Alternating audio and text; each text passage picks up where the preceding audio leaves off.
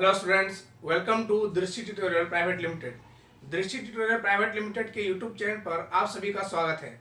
हम लोग मैथ में पढ़ रहे थे एसएससी सीजीएल टीयर 1 में जो शिफ्ट 1 में जो पूछा गया था 4 जून 2019 में, उसका डिस्कशन हो चुका है।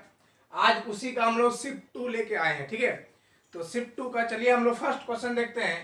फर्स्ट क्वेश्चन में बोला गया है क्या कि यदि 23, 39, 32 और 56 में प्रत्येक में x को घटाया जाए तो इस क्रम में प्राप्त संख्याएं समानुपात में प्राप्त होता है। ठीक है, तो आपको पूछा गया है x प्लस 4 और 3x प्लस 1 का मध्यानुपात। मध्यानुपात सिंपल कैसे निकालते हैं, ये दोनों को गुना कर लेंगे और रूट ले लेंगे। ये हमको फाइंड करना है। तो इसके लिए आपको x का वैल्यू फाइंड करना होगा। तो सबसे अच्छा प्रोसेस का है हिट एंड ट्रायल से। देखिए, आप ऑप्शन पर एक बार नजर घुमाएंगे, सब ऑप्शन क्या है, पूरी आपका वैल्यूम दिया हुआ है, कोई भी फ्रैक्शन में नहीं है, सब इंटीजर है। ठीक है, इसका मतलब आप एक वैल्यू ऐसा सोचिए कि ये रूट से निकल के पूरी वैल्यू दे देगा। तो हम यहीं से स्टार्ट करेंगे। बताइए, एक रखेंगे कितना हो गया 5, 5 का तो रूट निकलेगा नहीं। 2 रखेंगे आप तो कितना हो जाएगा 6, 6 का भी रूट नहीं निकलेगा। 3 भी नहीं, 4 भी नहीं, 5। जब आप x के जगह पर 5 रख रहे हैं तब इसका वैल्यू यहाँ पर हो जाएगा 9 और यह आ जाएगा 15 और 1 16। तो ये हो गया 9 का रूट कितना आ गया आपका 3 और यहाँ 16 का रूट कितना आ जाएगा 4। गुना कर दिया, आंसर कितना आ गया 12 और इस सवाल का आंसर कितना होगा 12। इसका बहुत लेंथी प्रोसेस है बनाने का, लेकिन ये सबसे शॉर्टेस्ट अप्रोच है हिट एंड ट्रायल मेथड से। ठीक है, तो चलिए हम लोग क्वेश्चन नंबर 2 की ओर बढ़ते हैं।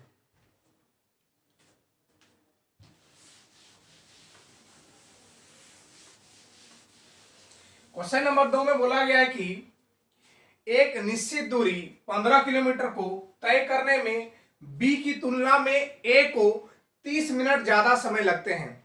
यहां पर तुलना किया गया है A और B के बीच। A और B के बीच मान लीजिए A को T समय लग रहा है तो B को इसका आधा कम लगेगा। यहां पर स्पष्ट क्या बोला गया, B की तुलना में A को 30 मिनट ज्यादा लगते हैं। ये हाफ क्या है, यहाँ पर ये हाफ घंटा में, पूरा आवर में है। ठीक है, ये पूरा चीज आवर में है, तो 30 मिनट को जब आवर में आप चेंज करेंगे कितना हो जाएगा 1/2 आवर। तो मान लीजिए A को T लग रहा है तो इसका ये कितना कम लगेगा, 30 मिनट कम लगेगा। या फिर इधर से कहेंगे आप, यदि B को T माइनस हाफ लग रहा है तो A को कितना लगेगा, आधा घंटा ज्यादा लगेगा, मतलब T लगेगा। ठीक है, अब यहाँ पर देख रहे हैं किंतु A अपनी गति को दुगना कर देता है तो वह उसी दूरी को B की तुलना में 1 घंटा कम में तय करता है। अब यहाँ पर देखिए, समय को क्या किया गया, दुगना किया गया है। और आपको पता है दूरी वही है, जब दूरी कांस्टेंट होता है तब क्या होता है, समय का रेशियो जस्ट उल्टा हो जाता है स्पीड का रेशियो, या फिर जो स्पीड का रेशियो दिया रहता है वो समय का क्या होता है, उल्टा हो जाता है। तो यहाँ पर वो अपना स्पीड दुगना कर रहा है, इसका मतलब समय क्या हो जाएगा, आधा हो जाएगा। मतलब यहाँ पर समय मान लीजिए A का आधा है। उसके बाद क्वेश्चन में क्या बोला गया, पढ़ लीजिए। तब किंतु A अपनी गति को दुगना कर दिया तो समय आधा कर दिया। ठीक है, उसके बाद बोला गया वह उसी दूरी को B की तुलना में 1 घंटा कम में तय करता है। B की तुलना में 1 घंटा कम में तय करता है, इसका मतलब ये 1 घंटा कम में करेगा। समझ रहे हैं, ये यदि हाफ है तो ये कितना हो जाएगा T प्लस 1, T/2 प्लस 1 हो जाएगा। समझ रहे हैं, यहां पर स्पष्ट बोला गया है कि B की तुलना में 1 घंटा कम में करता है, तो ये T plus half T plus 1, तो ये घंटा कम करेगा तो ये कम रहेगा। समझ रहे हैं, अब यहाँ पर T का चर्चा, समय का चर्चा A का हुआ है, B का कुछ समय का चर्चा नहीं हुआ है। इसका मतलब B का समय क्या होगा, आपका समान होगा। इसका मतलब T माइनस 1/2 बराबर हाफ T प्लस 1 होना चाहिए। यहां से आप समय दोनों को सॉल्व कर लेंगे, T निकल जाएगा, ये T को इधर ले आया, कितना हो गया T माइनस T/2 बराबर 1 प्लस 1/2। इसको सॉल्व किए हो गया यहाँ पर T/2 बराबर 3/2, 2 खत्म, T बराबर कितना आ गया आपका 3।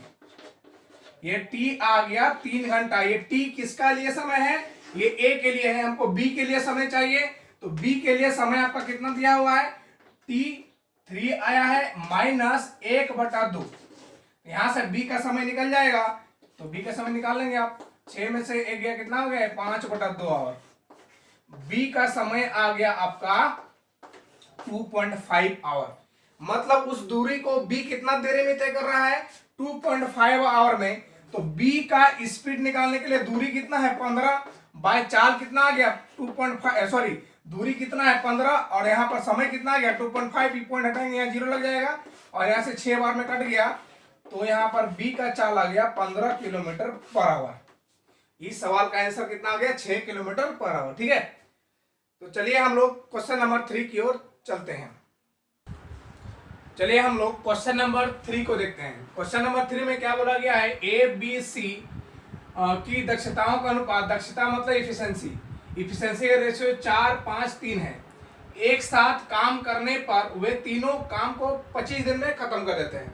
यहाँ से आप आराम से टोटल वर्क निकाल सकते हैं। कुछ देर के लिए क्वेश्चन हम इधर बना रहे हैं। ठीक है, तो टोटल वर्क निकालने के लिए क्या करेंगे, ये तीनों का एफिशिएंसी जोड़ देंगे। 9 3 कितना हो गया 12, और कितना दिन में काम खत्म कर दिया 25 दिन में। ये मेरा आ गया टोटल वर्क। उसके बाद क्वेश्चन में क्या बोला गया है कि ए और सी दोनों मिलकर इस काम के 35% को कितना दिन में खत्म करेंगे। तो टोटल काम नहीं, काम का 35% चाहिए, तो काम का हम लोग 35% निकाल लेंगे पहले। तो काम का 35%, ये 25 चौक हो गया, ये 4 से कट गया 3 बार में, तो काम कितना हो गया 15 का 5, 9 और कितना हो गया 10, मतलब टोटल काम कितना भी 105 काम को करना है। किसको, ए और सी को। तो ए एक दिन में कर रहा है 4 काम, सी एक दिन में कर रहा है कितना काम 3 काम, तो टोटल एक दिन में 7 काम होगा। तो टाइम ऑफ ए प्लस सी निकालने के लिए टोटल काम 105 करना है, जिसमें से दोनों मिलकर एक दिन में 7 काम कर रहा है। ये कट गया आपका 15 बार में, और आंसर आपका आ गया 15 डे।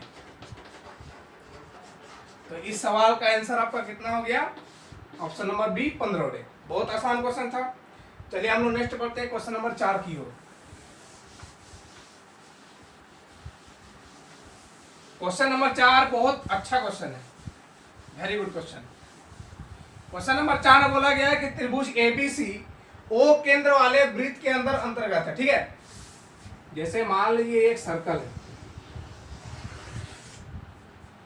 और इस सर्कल में एक ट्रायंगल है ए बी सी। ये मान लीजिए ए, ये बी और ये सी। ठीक है, उसके बाद बोला गया है, और इसका केंद्र क्या है, ओ केंद्र है, इधर कहीं होगा ओ केंद्र। अब बोला गया है कि एओ को बढ़ाने पर वृत्त को के पर मिलता है। यदि आप एओ को बढ़ाते हैं तो ये वृत्त को कहां मिल रहा है, के पर मिल रहा है। ये यहाँ पर ये सेंटर ओ है। ठीक है, एओ को हम मिलाएं तो ये वृत्त को कहां मिल रहा है, के पर मिल रहा है। उसके बाद क्वेश्चन में बोला गया है कि एडी परपेंडिकुलर बीसी, ये एक परपेंडिकुलर ड्रॉ किए यहाँ पर एडी, ये जो एडी है परपेंडिकुलर किस पर है, बीसी है। आपको दिया हुआ है क्वेश्चन में एंगल बी बराबर दिया हुआ है 80 डिग्री, और एंगल सी बराबर दिया हुआ है आपका 64 डिग्री। क्वेश्चन है पूछ क्या रहा है पर डी ए के, ये छोटा एंगल पूछ रहा है आपसे, ये छोटा एंगल पूछ रहा है। ठीक है, तो देखिए यहाँ पर बहुत सिंपल है, आप सिंपल समझ सकते हैं। यदि आप पहले बताइए पूरा एंगल निकाल सकते हैं, कोई दिक्कत नहीं है। ये 80 हो गया, ये 64 हो गया, कितना जोड़ने पर हो गया 80 प्लस 64 करेंगे 4, 144 डिग्री हो जाएगा। 144 घटा देंगे 180 में, तो ये एंगल निकल जाएगा, तो घटा देंगे, तो 180 माइनस 144 करेंगे कितना हो गया 36। मतलब एंगल बी ए सी बराबर आ गया 36, एंगल बी ए सी बराबर आ गया 36। अब आपको कोई एंगल से ये छोटा एंगल और ये छोटा एंगल पता लग गया, तो इस 36 में घटा देंगे तो ये छोटा एंगल निकल जाएगा। मतलब ये एंगल आप, ये छोटा एंगल और ये एंगल आप कोई हिसाब से निकाल लेते हैं, तब आप आराम से बोल सकते हैं कि ये एंगल, आप ये छोटा एंगल निकाल सकते हैं, ये दोनों घटा के 36 में। ठीक है, आप बताइए यहाँ पर इस ट्रायंगल को थोड़ा साइड में छाप रहे हैं, ये ए दिया हुआ है, ये डी है और ये बी है, ये परपेंडिकुलर है, ये पूरा दिया हुआ 80, ये 90, तो ये कितना हो जाएगा 10 हो जाएगा। तो ये एंगल इस प्रकार से यहाँ से 10 निकल गया। ठीक है, आप इधर से देख रहे हैं, ये एंगल को फाइंड कर रहे हैं, छोटा एंगल के ए सी निकालना है। तो बताइए एक चीज, आप इसको यदि आप मिलाएंगे, इस रेडियस को ओ सी को मिलाएं, तो ये एंगल, ये जो एंगल निकालने के लिए क्या होगा, इसका जस्ट दुगना होगा। ये 80, तो ये कितना हो जाएगा 160 हो जाएगा। ये एंगल 180, ये एंगल 80 है, तो ये एंगल कितना हो जाएगा, इसका दुगना 160। अब त्रिभुज के तीनों कोणों योग कितना होता है, यहाँ पर 180 होता है, जिसमें से ये 60 हो गया, तो बचा ये दो एंगल कितना होगा 20 होगा। आपको ये पता है ये दोनों रेडियस है, ये दोनों एंगल भी छोटे छोटे बराबर होगा, तो 20 को आधा में बांटेंगे कितना होगा, ये भी 10 और ये भी 10, तो ये छोटा एंगल 10 आ गया, ये भी 10 आ गया। और ये पूरा में बड़ा एंगल कितना दिया हुआ है आपका, ये पूरा बड़ा एंगल 36 निकाले हैं। इस 36 इस एंगल को हम ब्रेक करके क्या लिख सकते हैं, देखिए यहाँ पर angle BAD plus angle DAK plus angle KAC बराबर 36। BAD आपका निकल गया है 10, हमको DAK चाहिए, और KAC भी 10 निकल गया है, बराबर 36 डिग्री हो गया। अब यहां से एंगल DAK आप फाइंड कर सकते हैं, 20 घटा देंगे कितना हो गया 16 डिग्री, और इस सवाल का आंसर ऑप्शन नंबर 3 हो जाएगा 16 डिग्री। आसान क्वेश्चन था। चलिए हम लोग क्वेश्चन नंबर 5 की ओर बढ़ते हैं। आइए हम लोग क्वेश्चन नंबर 5 की ओर देखते हैं, ठीक है। क्वेश्चन नंबर 5 अलजेब्रा का है, बहुत आसान क्वेश्चन है। सिंपल बोला गया है क्या, 16x² plus 9y² plus 9y² plus 4z² equal to 24 into X minus Y plus Z minus 61। पहले सबको उठा इधर ले आएंगे, ठीक है। ये हो जाएगा 16x² plus 9y² minus plus 4z², ये प्लस इधर माइनस हो जाएगा, 24x ये माइनस इधर प्लस हो जाएगा, 24y ये प्लस इधर माइनस हो जाएगा, 24z प्लस 61 बराबर 0। तो सिंपल इसमें x निकालने के लिए क्या होता है, -1/2 करेंगे। कोफिशिएंट ऑफ आप क्या लेंगे x, कोफिशिएंट ऑफ x कितना है -24 बाय कोफिशिएंट ऑफ x² कितना है 16। इससे आपका x का वैल्यू निकल जाएगा, ठीक है। ये माइनस माइनस प्लस हो गया, ये कट गया 2 से 12 बार में, ये 4 से कटेगा 3 बार में, ये 4 से 4 बार में, ये आ गया 3/4 a का वैल्यू, x का वैल्यू। यहाँ से y का वैल्यू निकालने के लिए क्या करेगा, -1/2 कोफिशिएंट ऑफ y कितना दिया है 24 दिया हुआ है, कोफिशिएंट ऑफ y 24 दिया हुआ है, बाय कोफिशिएंट ऑफ y² कितना दिया हुआ है आपका 9 दिया हुआ है, ठीक है। अब यहाँ से कुछ कट रहा है, देखिए कट जाएगा, 2 से कट गया 12 बार में, ये 3 से 4 बार में, ये 3 से 3 बार में, और आपका आ गया ये 4/3। लेकिन क्या होगा, माइनस में होगा ये, क्योंकि इसमें एक माइनस है। और z का वैल्यू निकालने के लिए -1/2 coefficient of z, coefficient of z आपका दिख रहा है किधर, देखिए -24 बाय कोफिशिएंट ऑफ z² कितना है 4, ये हम काट दिए 2 से 12 बार में, और 4 से 3 बार में, और आपका इधर आ गया +3, माइनस माइनस +3। ये मेरा x y z का वैल्यू आ गया। आपको क्वेश्चन में पूछा क्या था, क्वेश्चन में पूछा था x × y प्लस 2z बराबर क्या होगा, तो x × y करेंगे, ये दोनों गुना करेंगे, 3/4 गुना -4/3 प्लस 2 × z कितना है 3 है, तो 3 कर दिए। अब यहाँ पर ये 4 से 4 खत्म, 3 से 3 खत्म, -1 आ गया यहाँ पर, ये +6, इसको सॉल्व करने पर कितना आ गया आपका +5। तो इस प्रकार से इसका आंसर कितना हो जाएगा, ऑप्शन नंबर सी +5 इसका आंसर हो जाएगा, ठीक है। चलिए हम लोग आगे बढ़ते हैं क्वेश्चन नंबर 6 की ओर।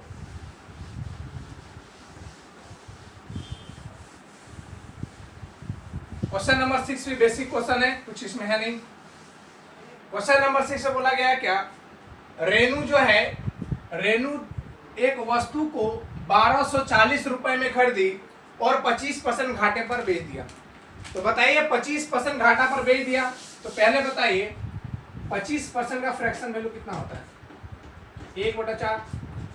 मान लीजिए उस वस्तु का दाम था 4 में से 1 घाटा हो गया, कितना बेचा 3 बेचा होगा, समझ रहे हैं। तो इस 4 का वैल्यू कितना दिया हुआ है 1240, 4 का वैल्यू दिया हुआ है कितना 1240, तो 1 का वैल्यू कितना हो जाएगा आपका 4 × 12 4 × 310, 3 का वैल्यू कितना हो जाएगा आपका 039, 930 रुपए में उस वस्तु को बेचा गया। यहां तक क्लियर है। आगे क्वेश्चन में क्या बोला गया है, उस राशि से उसने एक और वस्तु खरीदा, मतलब इस राशि से एक वस्तु फिर से खरीदा, उसको 40% पर बेच दिया।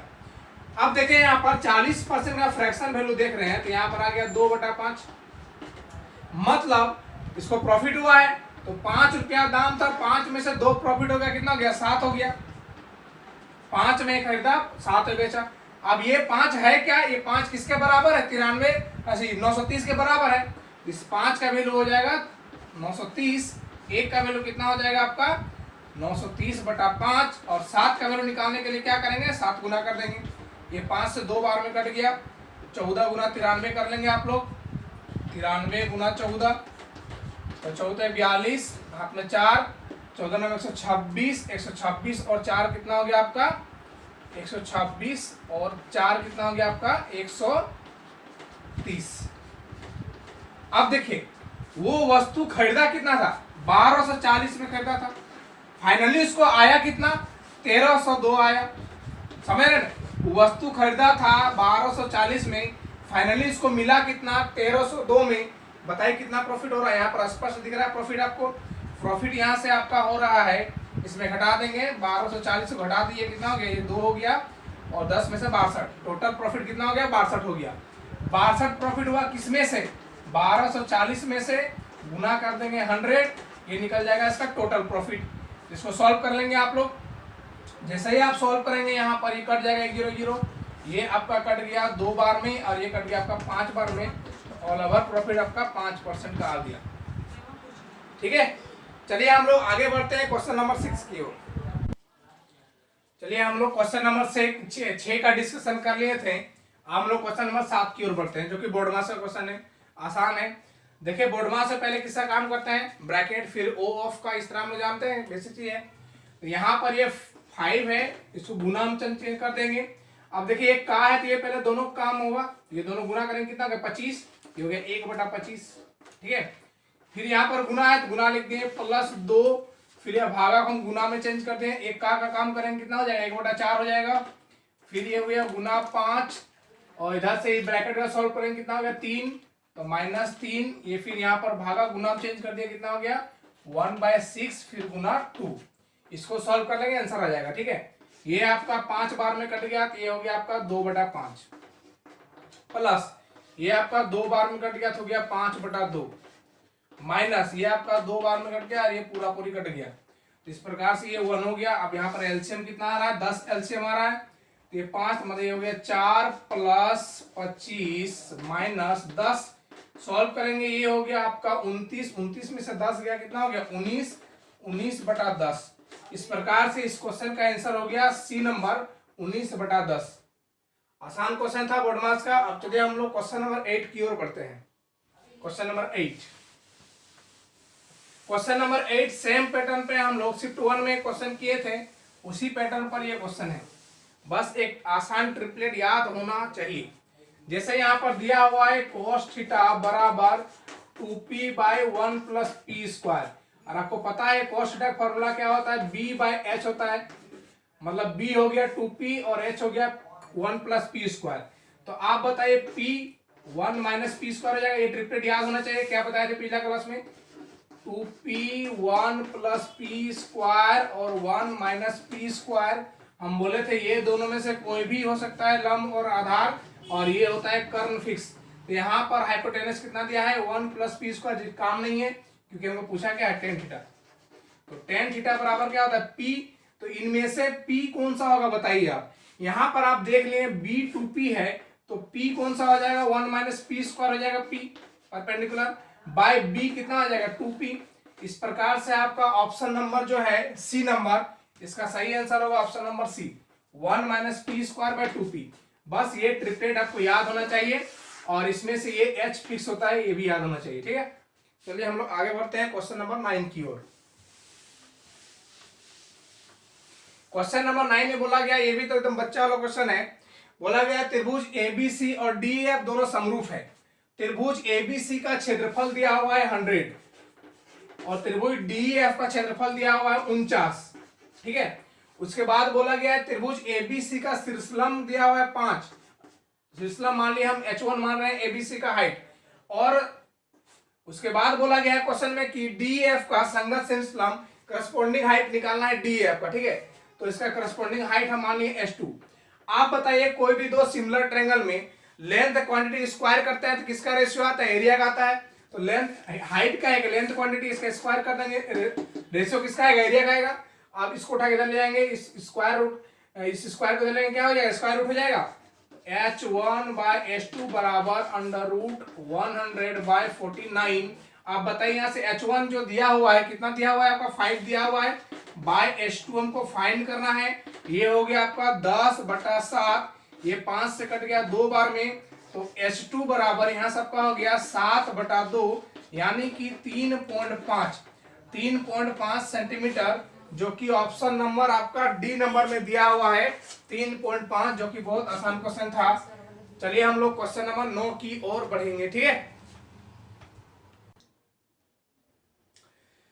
10 नंबर क्वेश्चन में बोल रहा है कि त्रिभुज एबीसी में एडी परपेंडिकुलर बीसी, मतलब एडी बीसी पर लंब है, बी एसी पर लंब है, और यहां पर बोला गया एडी और बी एक दूसरे को जो है एफ पर काटते हैं। उसके बाद बोला गया यदि बी एफ बराबर एसी है तो आपको एंगल एबीसी ज्ञात करना है। क्वेश्चन बहुत आसान है, फिगर में इसका सोल्यूशन है। जैसे मान लीजिए एक ट्रायंगल एबीसी है, ये ट्रायंगल एबीसी है, ए बी सी, और यहां पर दिया हुआ है एडी परपेंडिकुलर बीसी, और इधर से दिया हुआ है B perpendicular AC, BE perpendicular AC, और दोनों एक दूसरे को एफ पर काट रहे हैं। ठीक है, आप देखें यहां पर क्या बोला गया है तो एंगल ए बी सी निकालना, ये एंगल आपको निकालना है ए बी सी। क्वेश्चन आसान है, इसमें कुछ दिया हुआ है बी ए बराबर ए सी, इसी का यूज करके आपको निकालना है, और बाकी बात कुछ नहीं दिया हुआ है। समझ गए? तो यदि ये दोनों चीज दिया हुआ है मतलब इसके बीच कोई जरूर रिलेशन होगा, इसी दिमाग में आना चाहिए। तो दिमाग में आना चाहिए कि ये ट्रायंगल बी एफ डी देख रहे हैं और ए डी सी, ये दोनों को क्या आप ये दोनों को आप सर्वागसम कर सकते हैं, कॉन्ग्रुएंस कर सकते हैं, आराम से कर सकते हैं। देखिए कैसे, ये देखें यहाँ पर ये 90 डिग्री है, यहाँ तक क्लियर है। ये 90 है, मान लेते हैं ये एंगल थीटा है, तो ये एंगल कितना हो जाएगा 90 माइनस थीटा हो जाएगा। बात समझिएगा, ये बड़ा ए डी सी में ये एंगल हम मान लिए थीटा, ये 90 दिए 90 माइनस थीटा। अब ये छोटा ट्रायंगल में ए एफ ई में ये देख रहे हैं थीटा है, ये 90 है, तो ये एंगल कितना हो जाएगा 90 माइनस थीटा होगा। ये एंगल हो गया 90 माइनस थीटा। ये दोनों एंगल वर्टिकली अपोजिट एंगल है, इसका मतलब ये भी एंगल कितना होगा 90 माइनस थीटा। ठीक है, 90 माइनस थीटा। अब यहां पर ये 90 माइनस थीटा हो गया, ये 90 ये भी क्या हो जाएगा थीटा। और यहां पर आप लोग रूल जानते होंगे ए एस से सर्वागसम हो सकता है। यहां पर देखिए एंगल तो दिया हुआ है, कोई दिक्कत नहीं है, एंगल तो दिया हुआ है, इसमें कोई दिक्कत नहीं, कोई झमेला नहीं है। ठीक है, अब यहां पर एंगल जो है इस बड़ा ट्रायंगल में देख रहे हैं ए डी सी में ये एंगल थीटा है, ये छोटा ट्रायंगल में ये एंगल थीटा है, इसमें से ए थीटा है और छोटा वाला में बी थीटा है। समझ रहे, पॉइंट को लिख रहे हैं हम बस। अब यहां पर इस ट्रायंगल छोटा ट्रायंगल में ये एफ जो है 90 माइनस थीटा है, और बड़ा ट्रायंगल में जो देख रहे हैं सी जो है 90 माइनस थीटा है, इसमें एफ लिख देंगे और इसमें सी लिख देंगे। उसके बाद इस छोटा ट्रायंगल 90 कौन सा है, ये डी 90 है, और इसमें से भी बड़ा ट्रायंगल में भी डी 90 है। ये दोनों क्या हो जाएगा सर्वागसम, किससे ए एस से। दो एंगल तो बराबर ही है, प्लस इसके साथ एक साइड भी बराबर है, बी एफ बराबर ए सी। इस कारण से आप बोल सकते हैं कि ट्रायंगल बी एफ डी और ए डी सी दोनों क्या हो जाएंगे सर्वागसम हो जाएंगे, कॉन्ग्रुएंट हो जाएंगे। ठीक है, उसके बाद यदि ये सर्वागसम है तो आप बताइए बड़ा ट्रायंगल में यहां पर देख रहे हैं ए डी या फिर ए डी और बी डी, ये दोनों आपस में क्या होगा ए डी बराबर बी डी हो जाएगा, ये दोनों आपस में बराबर होगा। इसका मतलब ये ए डी बराबर क्या हो गया बी डी हो गया। अब एक चीज बताइए, ये ट्रायंगल है ए डी बी, ठीक है, यहां पर ए डी बराबर बी डी दिया हुआ, ये 90 है, तो ये दोनों एंगल कितना हो जाएगा 45 45, इसका मतलब एंगल बी कितना हो जाएगा आपका 45। तो सिंपल इसको आप इस रिजल्ट को याद भी रख सकते हैं, या फिर बहुत अच्छा तरीका है, ये दोनों ट्रायंगल क्या हो जाएगा कॉन्ग्रुएंट हो जाएगा। कॉन्ग्रुएंट होने पर देख रहे हैं ये साइड और ये साइड बराबर, ये 45 तो ये भी 45 हो जाएगा। इस सवाल का आंसर कितना हो गया 45 डिग्री। ठीक है, चलिए हम लोग आगे बढ़ते हैं क्वेश्चन नंबर 11 की ओर।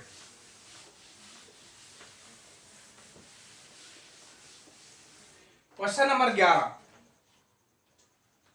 क्वेश्चन नंबर 11 में बोला गया है कि 10% प्रति वर्ष की चक्रवृद्धि ब्याज की दर से एक निश्चित राशि पर 2.5 वर्ष में 2 साल 2.5 वर्ष में ब्याज कितना हो जाता है आपका, चक्रवृद्धि ब्याज कितना हो जाता है सीआई 1623 कितना साल में 2.5 साल में। ठीक है, ब्याज जो है ईयरली कंपाउंडेड है, स्पष्ट लिखा हुआ है, ब्याज वार्षिक संयोजित है, तो आपको पूछा है वो राशि कितना होगा। पहली बात देखिए हम इसको बनाएंगे ट्री मेथड से। यहां पर देखिए ये 10% दिया हुआ रेट, 10% वैल्यू कितना होता है 1/10। 3 साल का कहानी लेके चलेंगे क्योंकि 2.5 साल का कोई फॉर्मूला कोई ट्रिक नहीं होता, आपको 3 साल निकालना होगा। ठीक है, तो बताइए यहां पर आप सिंपल बोल सकते हैं कि 1 साल में पी और ए का रेशियो जो हो जाएगा 10 से 11 हो जाएगा, तो 3 साल में क्यूब कर देंगे, मतलब पी कितना हो गया 1000। पी जो हो गया 3 साल में 1000 हो गया। अब यहाँ पर इसको 3 भाग में ले लिए, 1000 का क्या लेंगे 1/10, यहाँ भी 1/10 और यहाँ भी 1/10। तो यहाँ पहला साल में 100, ये भी 100 और ये भी 100 हो जाएगा। फिर से यहाँ पर लेंगे 1/10 तो ये हो जाएगा 10, फिर इसका 1/10 लेंगे क्योंकि ब्याज पर ब्याज लगता है कंपाउंड इंटरेस्ट। फिर यहाँ पर भी 1/10 लेंगे और फर्स्ट ईयर का भी लास्ट में लगेगा 1/10। ये हो गया पहला साल का ब्याज, ये हो गया दूसरा साल का ब्याज, ये हो गया तीसरा साल का ब्याज। लेकिन आपको पता होना चाहिए 3 साल का ब्याज नहीं चाहिए आपको चाहिए यहाँ पर 2.5 साल का ब्याज। कितना साल का चाहिए 2.5 साल का। तो 2 साल में कितना ब्याज मिल रहा है इसको 100, 100, 200, 210 मिल रहा है। अब यहाँ पर ये पूरा तीसरा साल का इसका आधा करना होगा, तो ये कितना हो गया 100 और 20 121, तो 121 का आधा ले लेंगे, कितना हो गया आपका इधर 6, ये हो गया 0, 60.5, ये हो गया 60.5, जोड़ लेंगे कितना हो गया 5072। मतलब 2.5 साल में आपको ब्याज कितना मिल रहा है, यहाँ पर 2.5 साल में मिल रहा है कितना ब्याज 170.5 ब्याज मिल रहा है। ठीक है, अब यहां पर इसका वैल्यू दिया हुआ है कितना क्वेश्चन में 1632 दिया हुआ है।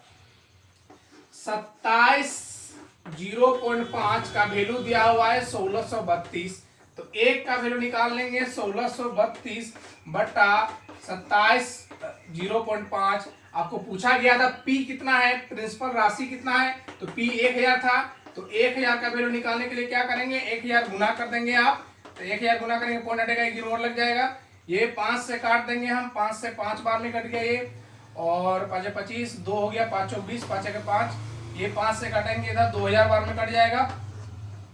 ये आपका कट गया 3 बार में कट रहा है, और इस तरह आंसर आपका आ गया कितना 6000। कैलकुलेशन आसान था, बहुत सिंपल था। इसका आंसर कितना हो जाएगा आपका 6000, ऑप्शन नंबर बी। ठीक है, क्वेश्चन नंबर 12। क्वेश्चन नंबर 12 में बोला जा रहा है कि एक वस्तु का अंकित मूल्य जो दिया हुआ है 315 दिया हुआ है, एमपी कितना दिया हुआ है 315 रुपए, और उस वस्तु को 288 रुपए में बेचा, मतलब सेलिंग प्राइस कितना दिया हुआ है 288 रुपए। उसके बाद दिया हुआ है कि इससे उसे 4% का हानि होता है, तो बताइए आपको बताना है कि वस्तु को लागत मूल्य से कितना प्रतिशत अधिक जो है अंकित किया गया। ठीक है, तो बहुत आसान क्वेश्चन है। पहले आपको लागत मूल्य निकालना होगा। लागत मूल्य मतलब क्रय मूल्य, 4% लॉस पर बेचा है, 4% का फ्रैक्शन वैल्यू 1/25 होता है। तो मान लीजिए उस वस्तु का लागत मूल्य 25 था, जिसमें से उसको हानि हुआ है 1 का, तो बताइए सेलिंग प्राइस कितना हो जाएगा 24 का हो जाएगा। अब यहाँ पर सेलिंग प्राइस है कितना 288, तो 24 का वैल्यू दिया हुआ है 288, 1 का वैल्यू निकाल लेंगे 288/24। आपको चाहिए क्या लागत मूल्य 25 का वैल्यू, तो 25 का वैल्यू निकालने के लिए क्या कर देंगे गुना दोनों तरफ 25। अभी काटेंगे 24 से, 24 दूनी 24 का 24 हो गया, और 24 दूनी हो गया आपका 48। ठीक है, इसको सॉल्व कर लेंगे, 25 दूनी 50, और इधर हो गया 25, और इधर हो गया आपका 5, 25 और 5 कितना हो गया 30। उस वस्तु का लागत मूल्य आपका कितना आ गया यहाँ पर 300। समझ गए। अब देखिए यहाँ पर उस वस्तु का लागत मूल्य है 300, और एमपी कितना दिया हुआ है आपका 315, तो कितना अधिक लागत किया 5 ज्यादा 15 ज्यादा किया है, किसमें से 300 में से गुना कर देंगे 100, तो ये 1 0 1 0 कट गया, 1 0 0 कट गया, ये 3 से 5 बार में कट गया, आंसर आ गया आपका 5% अधिक, 5% अधिक लागत मूल्य से अंकित किया गया है। ठीक है, तो ये क्वेश्चन नंबर 12 था। अब हम लोग क्वेश्चन नंबर 13 देखेंगे। देखिए क्वेश्चन नंबर 13 बोल रहा है कि एक कक्षा में कुछ विद्यार्थियों का औसत 68.5 kg है, यदि 72.2, 70.8, 70.3 और 66.7 किलोग्राम भार वाले क्या आ गया 4 नया छात्र आ गया। ठीक है, इस कारण से औसत बढ़ गया कितना 300 ग्राम बढ़ गया। तो क्वेश्चन में क्या पूछा गया, शुरू में कितने छात्र थे, ये हमको बताना है। इस क्वेश्चन का बढ़िया सोल्यूशन क्या होगा, एलिगेशन से। तो एलिगेशन से बनाने के लिए देखिए यहाँ पर सबसे पहले एलिगेशन बनाने के लिए मान लीजिए पहले x छात्र था और x छात्र का औसत कितना था आपका 68.5। अब 4 जो नया ऐड हुआ उसका औसत पता नहीं है, उसका औसत हम लोग निकाल लेंगे मीन डेविएशन से। जैसे यहाँ पर दिया हुआ है 70.72.2 दिया हुआ है, उसके बाद दिया हुआ है 70, इधर ही लिखते हैं ताकि आप लोग आसान होगा समझने में। क्या दिया हुआ है 72.2, उसके बाद 70.8, फिर 66.7, 1 2 3 4 हो गया। अब यहाँ पर 1 2 एक छूटा किसी का 70.3 छूटा था 4, ये 4 लोग हैं। आप सिंपल बताइए इसका औसत आप जोड़ के निकालेंगे तो आपका हालत बहुत ज्यादा खराब हो जाएगा। इसलिए हम क्या करेंगे, मीन डेविएशन अपने मन से कोई भी औसत मान लेंगे। हम मान लिए 70 औसत मान लिए, ठीक है। अब इसको कंपेयर करेंगे 70 से कौन कम या कौन ज्यादा है। ये 72 पॉइंट कितना था 2, ये ज्यादा लग रहा है कितना 2.2 ज्यादा लग रहा है, प्लस लिख देंगे। यहाँ पर देख रहे हैं ये भी ज्यादा है 0.8 ज्यादा है। ये देखिए यहाँ पर कम है, कितना कम है तो 3.3 कम है, माइनस लिख दिए। जो ज्यादा है उसको प्लस लिखेंगे, जो कम है उसको माइनस लिखेंगे। अब इसको इससे कंपेयर करेंगे, देखिए 0.3 जो है ज्यादा है, ठीक है। अब यहाँ पर सबको सॉल्व करेंगे, एक 3 हो गया, 3 प्लस 3 प्लस 0.3 कितना हो गया 3.3, और इसको घटा देंगे 3.3 क्या हो गया 0। इसका मतलब मीन डेविएशन कितना आ गया 0 आ गया। यदि मीन डेविएशन 0 आ गया इसका मतलब हम जो औसत माने हैं हम सही माने हैं, औसत 70 ही होगा, समझ गए। मतलब इस चारों छात्रों का औसत कितना आ गया आपका 70 आ गया। ये चारों छात्रों का औसत कितना आ गया आपका 70 आ गया। अब यहाँ पर बताइए औसत ऑल ओवर कितना वृद्धि हो गया 300 ग्राम। तो 300 ग्राम को केजी में चेंज करेंगे कितना हो जाएगा 0.3 ग्राम हो जाएगा। तो पहले औसत था कितना 68.5 था, अब बढ़ के हो गया कितना 68.8 हो गया। ये ऑल ओवर आपका औसत में इंक्रीमेंट हो गया। इसको सॉल्व करेंगे, इसको घटाएंगे तब कितना हो जाएगा, फिर इसको घटाएंगे, ये 0.3 हो गया, ये आपका हो गया 1.2, ये काट देंगे पॉइंट, रेशियो आ गया 4:1। मतलब पहले 4 लड़के थे, अब नया लड़का कितना है 1 है। रियल में नया लड़का कितना आया है 4 आया, 1 का वैल्यू 4 और इस 4 का वैल्यू निकाल लेंगे, पहले कितना था 16 लड़का था और इस सवाल का आंसर कितना हो जाएगा 16, ठीक है। चलिए हम लोग क्वेश्चन आगे बढ़ते हैं। क्वेश्चन नंबर 14 में बोला जा रहा है कि एक 10 metre by 8 metre by 6 metre वाले आयताकार टैंक जिसके ऊपर 1 मीटर के त्रिज्या का वृत्ताकार छेद हो, ठीक है, ऐसे टैंक को बनाने के लिए लोहे की कितनी चादर सेंटीमीटर में आपको जो है ज्ञात करना है, आवश्यकता होगी, ठीक है। तो आप सिंपल बताइए, क्वेश्चन आसान है। डायमेंशन क्या दिया हुआ है बताइए, यहां पर डायमेंशन दिया हुआ है सेंटीमीटर, सॉरी मीटर स्क्वायर में ही ज्ञात करना है, सेंटीमीटर में नहीं ज्ञात करना है। डायमेंशन दिया हुआ है 10 मीटर, 8 मीटर और यहां पर 6 मीटर, ये आपका उस टैंक का डायमीटर है। उसके बाद यहां पर बोला गया है कि इसके ऊपर एक वृत्त है, उस वृत्त का जो है त्रिज्या बोल लीजिए कितना दिया हुआ है 1 मीटर। सिंपल क्वेश्चन है, ज्यादा कुछ बड़ी इसमें चीज है नहीं। आप बताइए इसका जो है टोटल सरफेस एरिया कितना होगा इस टैंक का। तो 2 इंटू LB कर लेंगे 80 हो गया, BH कर लेंगे 48 हो गया और LH कर लेंगे, ये दोनों गुना के कितना हो गया 60 हो गया। इसमें से ये तो खाली है सर्कल, इसको घटा देंगे तो पाई R स्क्वायर फॉर्मूला आता है, पाई की वैल्यू 22/7, R स्क्वायर मतलब गुना 1। अब यहाँ पर देख रहे हैं सिंपल है, इसको जोड़िए कितना हो गया 140 और इधर 144, 140 हो गया ये, और इधर 0 8 हो गया, इधर 10 10 18 गुना 2 माइनस इसको सॉल्व करेंगे 3.14, 16 का 6 16 एक 17 हो गया, यहाँ पर 2 और 1 कितना हो गया 3 माइनस 3.14, इसको घटा लेंगे 3.14 जब घटाएंगे इधर ये हो जाएगा 6 हो जाएगा, ये इधर इधर हो गया आपका 9 में से गया 8 हो गया और ये आपका हो गया 1 गया 5 में से ये 2 हो गया और इधर आपका 7 हो गया, ये 3 हो गया। इसका आंसर लगभग कितना हो जाएगा 372.9 इतना मीटर स्क्वायर जो है आवश्यकता होगा चादर का। समझ गए, क्वेश्चन आसान है। चलिए हम लोग क्वेश्चन नेक्स्ट बढ़ते हैं। ये क्वेश्चन नंबर 15 बहुत आसान क्वेश्चन है। क्वेश्चन नंबर 15 क्या बोला गया, X plus Y plus Z बराबर 19 और X Y Y Z Z X कितना दिया हुआ 114। आपको फाइंड करना है यहाँ पर X cube plus Y cube plus Z cube minus 3 X Y Z. यहाँ पर आराम से ले लेंगे रूट, इसका फॉर्मूला बहुत ज्यादा लंबा होता है, X plus Y plus Z into X square plus Y square plus Z square minus X Y minus Y Z minus Z X, ये इसका फॉर्मूला हो गया। यहाँ पर आप ऑप्शन देख रहे हैं, सब पूरा पूरी वैल्यू दिया हुआ है, कहीं भी कोई दिक्कत नहीं है, पूरा इंटीजर नंबर में दिया है, कहीं फ्रैक्शन नहीं है। अब इसको रूट में ले रहे हैं, कितना हो गया 19 गुना समथिंग होगा, रूट में ले रहे हैं 19 गुना समथिंग होगा। आपको ऑब्वियस बात समझ आना चाहिए, रूट से निकलेगा तभी तो पूरा पूरी वैल्यू बनेगा, मतलब जो भी आंसर आएगा 19 का मल्टीपल ही होगा। यहाँ पर 19 का मल्टीपल मात्र एक ही नजर आ रहा है 19, और इस सवाल का आंसर 19 ही होगा। ठीक है, क्वेश्चन नंबर 16 में बोला जा रहा है, आप लोग स्क्रीन पे दिख रहा होगा, डिस्प्ले पर नजर आ रहा होगा, 10 सेंटीमीटर और 8 सेंटीमीटर त्रिज्या वाले दो वृत्त P और Q बिंदुओं पर एक दूसरे को काटते हैं। PQ बराबर दिया हुआ है 12 सेंटीमीटर और वृत्त के केंद्र के बीच की दूरी दिया हुआ है x सेंटीमीटर। तो बताइए x का मान कितना होगा। ये एक सर्कल है, एक दूसरा सर्कल ये है, पहला का रेडियस कितना दिया हुआ है आपका 12 दिया हुआ है, पहला का रेडियस कितना दिया हुआ है 10 सेंटीमीटर दिया हुआ है, दूसरा का रेडियस कितना दिया हुआ है आपका 8 सेंटीमीटर दिया हुआ है।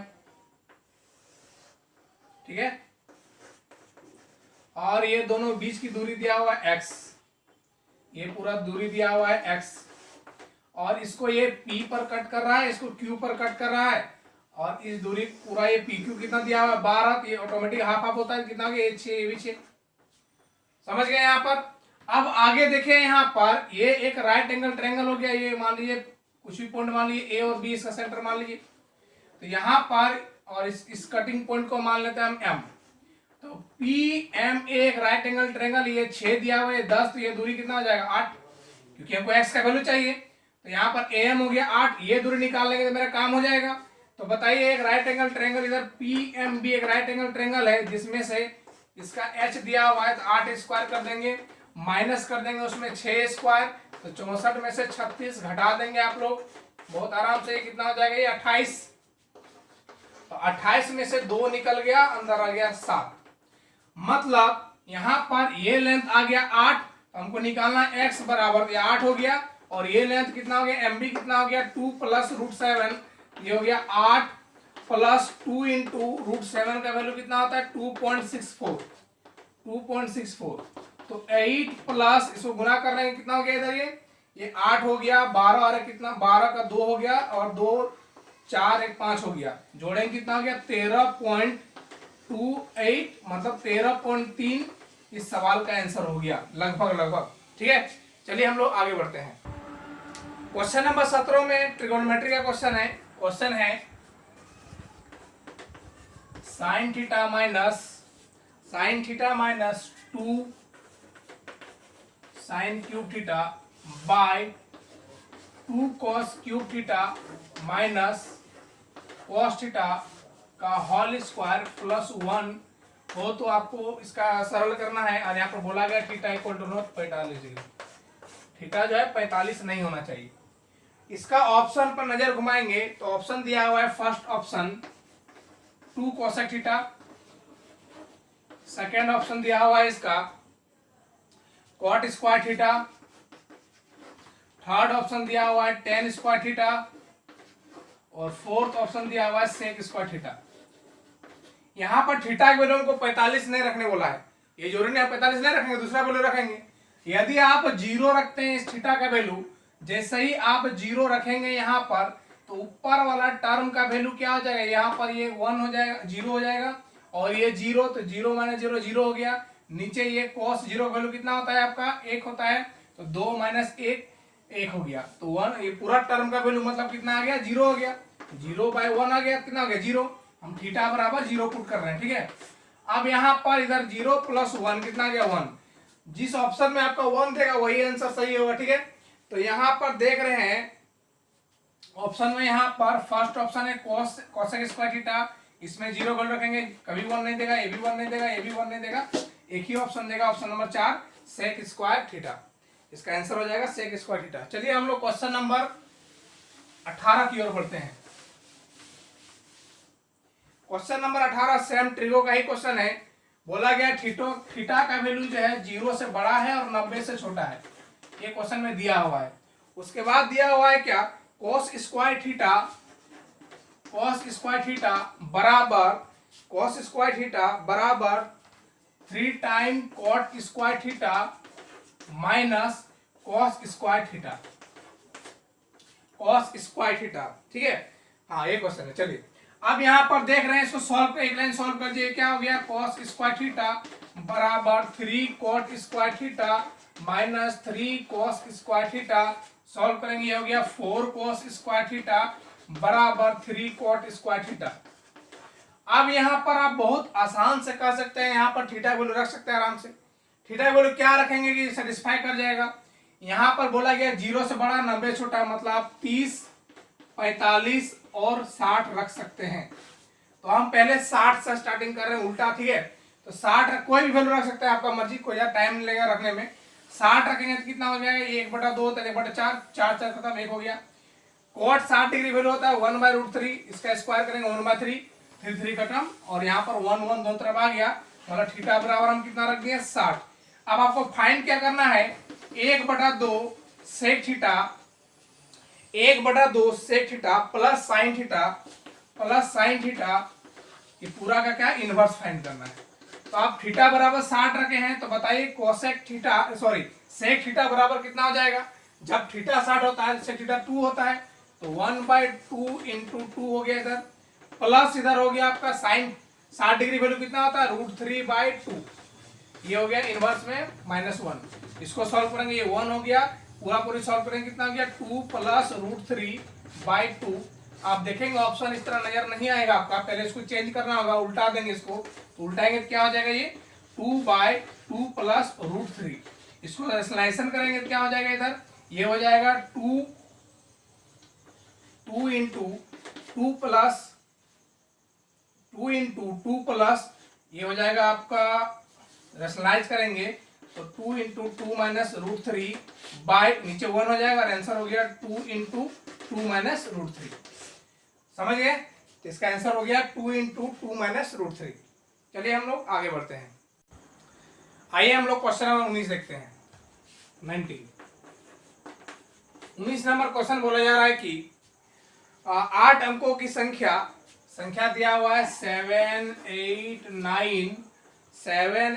9 x 5 3 1 y।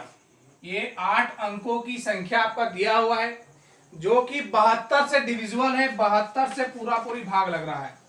आपको फाइंड करना है यहाँ पर 5x माइनस 3y बराबर क्या हो जाएगा। सेम इस तरह क्वेश्चन पिछला शिफ्ट में भी था, इस शिफ्ट में भी, ठीक है। यदि ये 72 से पूरी भाग लग रहा है, इसका मतलब ये 8 से भी कटेगा और 9 से भी कटेगा, दोनों से कटेगा। और यदि ये 8 से भी कट रहा है, तो इस संख्या का लास्ट 3 डिजिट भी 8 से कटना चाहिए। यहाँ पर 8 से भागा लगाएंगे, जैसे ही भागा लगाएंगे कितना गया 8 चौक 32, नहीं 8 के 24, घटाएंगे कितना हो गया 7y। तो बताइए y की जगह पर क्या रखेंगे, ये 7y, y की जगह पर क्या रखेंगे, पूरा 8 से भाग लग जाएगा, 2 रखेंगे। तो यहाँ पर y का वैल्यू मेरा निकल गया 2, 7y आया था, y की जगह पर 2 रखेंगे तो निकल जाएगा। तो यहाँ पर y की जगह क्या रख दिए 2, तो हो गया 7 8 9 x 5 3 1 2। अब यहाँ पर y की जगह 2 निकला, साइड में लिख दिया। अब देखिए यहाँ पर x का वैल्यू निकालने के लिए 9 का विभाजकता का नियम यूज करेंगे। क्या होता है नियम, यदि अंकों का योग यदि 9 से कटेगा तो पूरी कटेगा, नहीं कटेगा। तो यहाँ जोड़ने क्रम में देख रहे हैं, देखिए 8 और 9 इसका कहानी खत्म हो गया, 7 और 2 इसका कहानी खत्म हो गया, ये 9 कहानी खत्म हो गया, बचा यहाँ पर 8 प्लस x। तो आप खुद बताइए यहाँ पर x की जगह पर क्या रखेंगे कि ये 9 से कट जाएगा। तो यहाँ पर 1 रखना होगा तभी 9 बन पाएगा। तो x बराबर यहाँ से 1 आ गया, y बराबर 2 आ गया, वैल्यू रख दिए वहां पर 5 इंटू 1 माइनस 3 इंटू 2, ये 5 माइनस 6 कितना आ गया -1, जो कि सवाल का आंसर हो गया -1। चलिए हम लोग क्वेश्चन नंबर 20 देखते हैं। क्वेश्चन नंबर 20 जो है दिया हुआ है 8x प्लस वाई का whole cube minus 27x minus Y का whole cube by 5x minus Y बराबर X square plus B Y square plus C Y Z. इस टाइप का भी क्वेश्चन हम लोग पिछला सेट में किए थे, आसान क्वेश्चन है। A cube minus B cube by A minus B जब डिवाइड करते हैं तो हमेशा क्या आता है, A square plus B square plus A B, यही आता है। तो यहाँ पर ए के जगह पर क्या दिया हुआ है, 2 इंटू एक्स प्लस वाई का होल क्यूब ये दिया हुआ है। बी की जगह दिया हुआ है 3 इंटू एक्स माइनस वाई का होल क्यूब।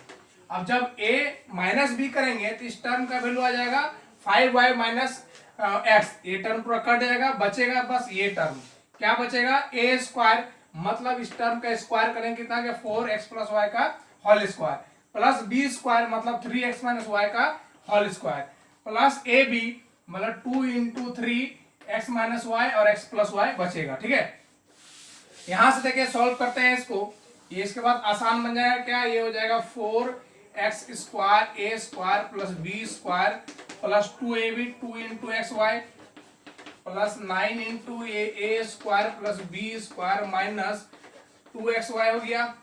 अब यहाँ पर देख रहे हैं ये हो गया 6a plus B into A minus B square minus B square बन जाएगा, ये सही था। अब यहाँ पर कर देंगे इसको x square minus 6y square. अब इसको सॉल्व कर लेंगे, यहाँ पर देख रहे हैं 4x स्क्वायर है, यहाँ 9x स्क्वायर है, यहाँ पर 6x स्क्वायर है, सबको जोड़ेंगे कितना आ गया 13, 13 छो कितना आ गया 19x स्क्वायर प्लस यहाँ y स्क्वायर देख रहे हैं 4y स्क्वायर है plus 9y square 13y square, उसमें से आप 6 घटा देंगे तो कितना हो गया, 13 में से 6 घटाएंगे तो 7y स्क्वायर। xy निकालने के लिए यहाँ पर देख रहे हैं xy 8xy, यहाँ 18xy, घटा देंगे माइनस 10 हो जाएगा, माइनस 10 इधर हो गया माइनस 10 ही, बस माइनस 10xy, यहाँ पर था ही नहीं xy का टर्म। ठीक है, बराबर क्या दिया हुआ था आपका, ax square plus by square plus cxz। अब यहाँ पर क्या क्या दिया हुआ है, देखिए यहाँ पर x स्क्वायर के साथ क्या है, a है, और यहाँ पर x स्क्वायर के साथ क्या दिया है 19, तो a का वैल्यू कितना हो गया 19, b का वैल्यू y स्क्वायर साथ कितना दिया है b, y स्क्वायर साथ कितना दिया है 7, तो b का वैल्यू आपका हो जाएगा यहाँ पर 7। अब यहाँ पर एक्स वाई के साथ क्या दिया हुआ है c, यहाँ x वाई साथ दिया हुआ है माइनस 10, तो c बराबर माइनस 10। आपको क्वेश्चन में पूछा था a प्लस बी प्लस सी, यही पूछा था, तो जोड़ देंगे सबको, जोड़ेंगे कितना हो गया 19 प्लस 7 माइनस 10, ये दोनों सॉल्व किया माइनस 3 हो गया, माइनस 3 घटा देंगे तो हो गया आपका आंसर 16। इस सवाल का आंसर कितना आ गया 16। ठीक है, क्वेश्चन नंबर 21 में बहुत आसान क्वेश्चन 21 नंबर परसेंटेज का क्वेश्चन है, आप लोग डिस्प्ले पर दिख रहा होगा। क्वेश्चन नंबर 21 क्वेश्चन में बोला गया कि राजू की आय उसके व्यय से 20% अधिक है, इसका फ्रैक्शन वैल्यू कितना हो गया 1/5, 20% का फ्रैक्शन वैल्यू आ गया आपका 1/5। ठीक है, आप मान लीजिए राजू का व्यय जो है एक्सपेंडिचर जो है 5 है, आप बोले थे हम इसमें रेशियो में हमेशा क्या करेंगे, छोटा को लेंगे, अब इसका परसेंटेज निकालेंगे तो वैल्यू पॉइंट में आ जाएगा, इसलिए अपने मन से हम इसको 500 00 बना दिए, इसको 00, मतलब इसका एक्सपेंडिचर जो है ई एक्सपेंडिचर हो गया कितना 500। अब बोला गया इससे कितना अधिक है, ये 20% अधिक है, तो 500 का 20% कितना होगा 100, मतलब उसका इनकम कितना होगा 600 होगा, 500 में 100 बढ़ा देंगे 600 हो जाएगा, ये दोनों घटाएंगे तो क्या निकल जाएगा, सेविंग निकल जाएगा, इनकम माइनस एक्सपेंडिचर बराबर सेविंग। आगे क्वेश्चन में बोला गया इसका इनकम में जो है 60% का वृद्धि किया गया, 60% का वृद्धि मतलब 600 का 60% निकालेंगे 360 हो गया, वृद्धि कितना किया गया 360, और इसका खर्च में जो है 70% का वृद्धि किया गया, इसका खर्च में 70% वृद्धि मतलब कितना हो गया 350। पहले जो इनकम था कितना, सॉरी यहाँ पर इनकम कितना है 360 और एक्सपेंडिचर कितना हो गया 350, दोनों घटा देंगे क्या निकल जाएगा, सेविंग निकल जाएगा 100 सॉरी 10, सेविंग कितना निकल गया 10, मतलब ऑल ओवर सेविंग बढ़ा कितना 10 बढ़ा, किसमें से 10 बढ़ा है 100 में से 10 बढ़ा है, गुना क्या कर देंगे 100, तो 100 कट गया, अब गया 10% का वृद्धि, 10% का वृद्धि, समझ गए। आगे जो आपका क्वेश्चन है डीआई का है, और डीआई के लिए हम लोग प्लान किए हैं कि जितना भी जैसे 3-4 सेट खत्म होने के बाद एक डीआई का पूरा हम लोग कलेक्शन कर लेंगे और उस डीआई को एक क्लास में पूरा करेंगे। अभी सिर्फ हम लोग क्वेश्चन किए हैं, डीआई का सेक्शन बचा हुआ है जो कि 3-4 शिफ्ट मिला के एक पूरा क्लास ही डीआई का होगा। ठीक है, तो thank you very much for watching.